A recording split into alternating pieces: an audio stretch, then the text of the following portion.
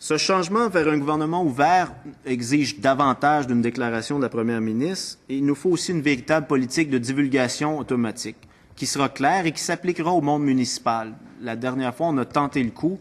Le monde municipal a crié au loup que c'était impossible pour eux d'avoir ce fardeau-là. On vous invite encore une fois à ne pas vous laisser effrayer par les cris d'épouvante que pourra certainement pousser le monde municipal. Puis il faut qu'il soit inclus dans la divulgation automatique. Vous savez, là, l'appétit, encore une fois, du public pour la chose démocratique, la chose municipale, se fait très bien sentir cette année. À plus forte raison, avec une élection qui s'en vient en novembre dans toutes les villes, on se doit de rendre les municipalités plus transparentes au même titre que le gouvernement provincial. Allons-y sur les municipalités parce que visiblement, c'est un irritant majeur pour vous. J'ai plusieurs questions à vous poser, donc si c'est possible de donner des réponses assez courtes. Mais quel est, dans le fond, le principal problème que vous rencontrez quand vous faites des demandes d'accès auprès des municipalités, c'est quoi? Et quelle est la solution à ce problème-là? La solution qui appartient au ministère des Affaires municipales. Le principal problème, c'est qu'on est obligé de faire des demandes d'accès pour des documents qui sont publics et qui ne devraient pas être soumis à la loi d'accès. Exemple, le procès-verbal de l'Assemblée, l'ordre du jour, les sommaires décisionnels des comités exécutifs. Dans certaines petites villes où le maire règne sans partage, il a pris l'habitude de ne pas partager l'information. Ça, c'est un problème important. L'autre, c'est qu'on n'a pas assujetti les municipalités à la divulgation automatique. Les municipalités ont dit que ça va nous inonder de demandes, ça va être un fardeau trop lourd. On vous dit de les inclure et de les accompagner avec les outils, la formation nécessaire pour qu'ils puissent se faire des sites Internet et rendre cette information-là disponible. C'est pas si complexe que ça, mais on doit le faire. Si vous me permettez, dans le mémoire de la FPJQ, on lit que... Merci. Sur la procédure, je ne suis pas habitué, vous me pardonnerez.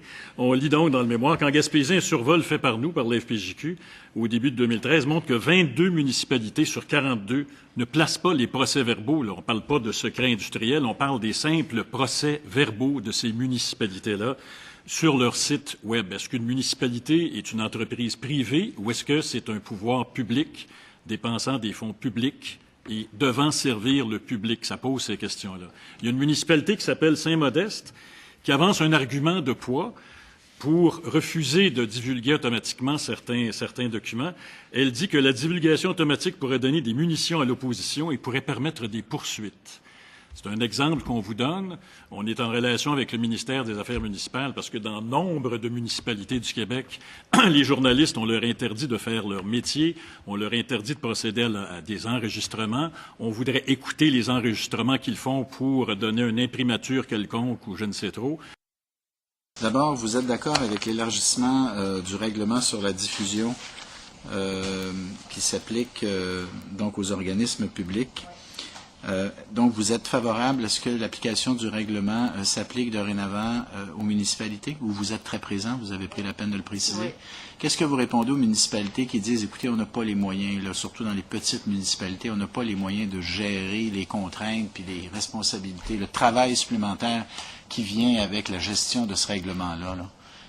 Je vous dirais que le temps qu'ils mettent à faire l'obstruction pour bloquer avec les responsables d'accès l'information qu'on leur demande, à gérer ces demandes d'accès-là qui sont abondantes, déjà, ils récupéraient une partie de fonds et de temps pour du temps personne pour gérer cette notion-là, ce qui paraît un peu farfelu, mais qui est quand même intéressant.